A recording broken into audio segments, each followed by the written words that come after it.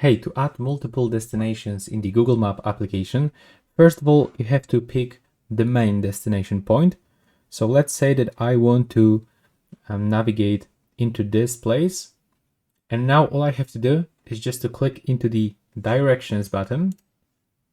And from this, I will have to click on this three dots next to my current location, just right here. Then I have to click to add stop. And now I can input second destination.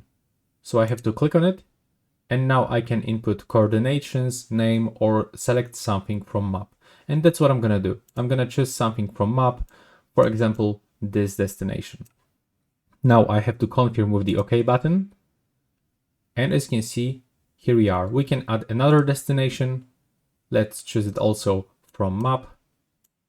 For example, this place. And click OK.